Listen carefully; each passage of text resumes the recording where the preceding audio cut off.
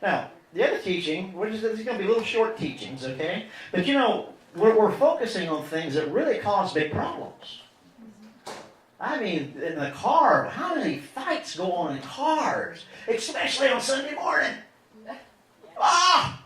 You know how many times I have left her on Sunday morning? How many times? A couple? Yeah, more than a couple. You know, because we're going to be late. We're going to be late. This is usually what's going on in the car. I got to speed because you're late. I have to speed. Wait a minute.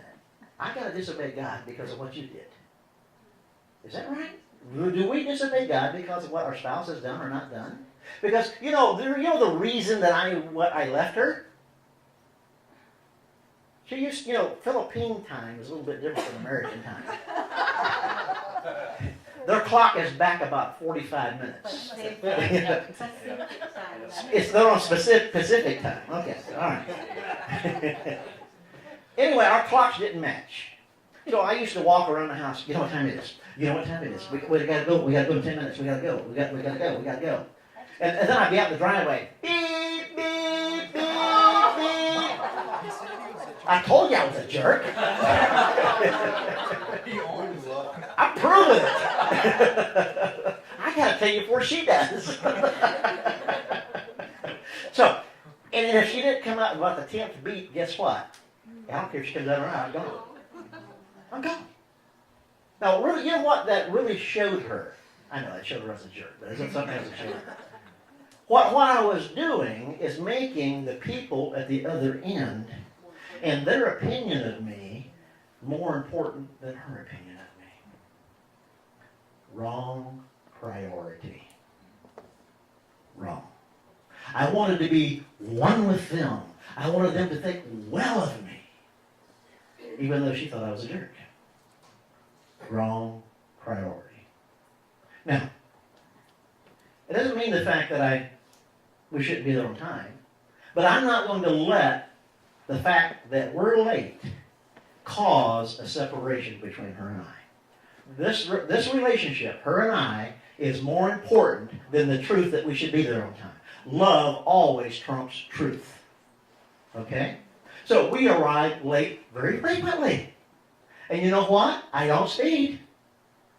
It's okay that we're late because she may be afraid of I'm speeding. God's not going to be happy with me that I'm speeding. I'm breaking the law. He tells me to obey the law. So even though we're running late, I generally do not speed. Okay? I've got to tell the truth, generally. Okay? And I don't want her afraid. And I don't blame her. You know, the reason I got to speed is because you're late. I don't do that anymore. Used to. My relationship with her takes priority over the people in that place wherever we're going. Okay? Now, sometimes, you're going to find this happens to you too, sometimes you have to be there. Sometimes I'm the speaker. Okay? I am the speaker. Now, if I am the speaker, or there's something that I have to be there at a particular time, I let her know ahead of time. Sweetheart, next week, next Sunday morning, I'm the teacher. I'm going to be the one doing the sermon, or I'm going to be this class, and I'm going to be the speaker there, whatever it is. I let her know ahead of time. So, sweetheart, I have to leave no later than 10 a.m. I have to. Got no choice. Now, this is the exception, isn't it? Remember exceptions? So, if you're not ready by 10 a.m., I'm going to have to go ahead and leave without you, and you'll have to meet me there. Will she agree to that? Of course she will. That's the exception. It's not the norm. Normally, I will wait on her, and I will wait on her patiently and not make an issue of the fact that we're going to be late. You see? So our car driving experiences have been greatly enhanced as she is my co-pilot, and I put what she thinks and what she feels about me above what others think and what they feel. If she asks me to slow down, I don't make an issue of that. It's more important that she feels safe in the car than we get there on time. It's all right if we don't get there. You know, we could be going on a cross-country trip, and I'm driving 70 miles an hour. And the speed limit's 70. This is great. I get to go fast. But if she's afraid, and she says, would you slow down?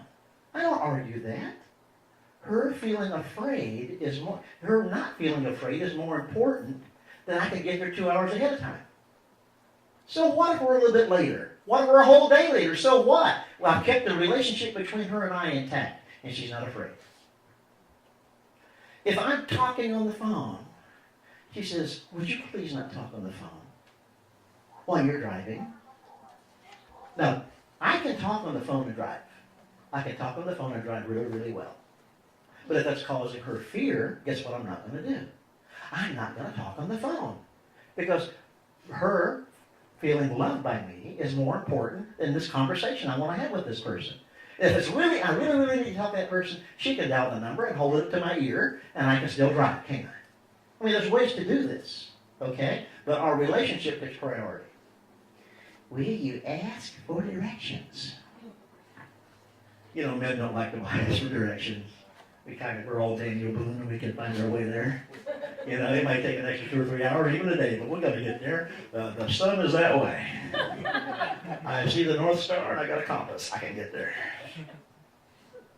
Yes, I will. That's pride that won't do that. What she asked me to do, I'm going to do. Because if I don't do it, I'm not submitted to her, and she doesn't feel loved by me.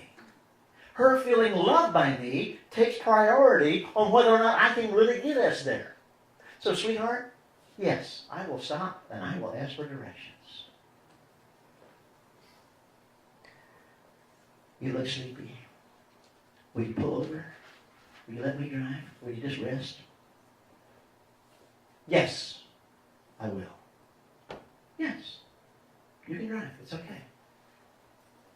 The answer is always yes. Because the moment you say no, you're not submitted, are you? We're to be submitted to each other. And the moment you say no, they feel unloved by you. What's your job? For them to feel loved. Love takes priority, doesn't it? So yes, I'll pull over and you can drive.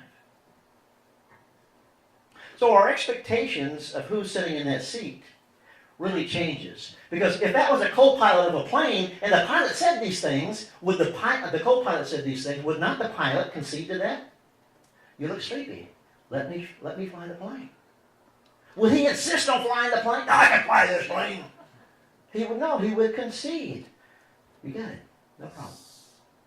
And that's what we have to do with each other as a co-pilot. You got a question? Comment? Would you come up here because no one's going to hear it? Just another. Nobody's going to hear it. Now they'll hear it. Another car incident is Uh-oh. a quarter tank of gas. Pull over and get some gas. Oh, wait, let me give you the background. You know,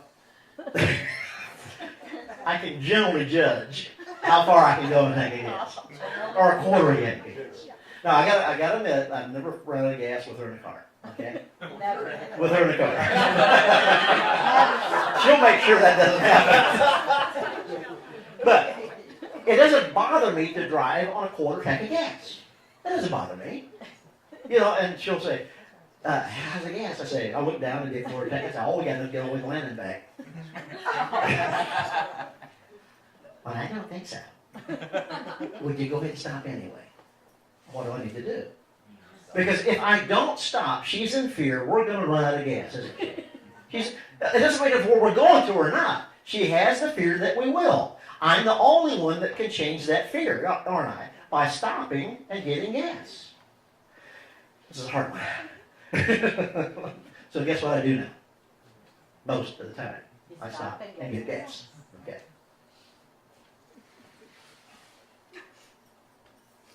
Ladies, are you the same? Or just me? I'm guilty of counting down the 10 miles. You got 10 miles. Got it down to the 10th of a mile. I can make it. All right. Any questions about driving the car as a driver or a passenger?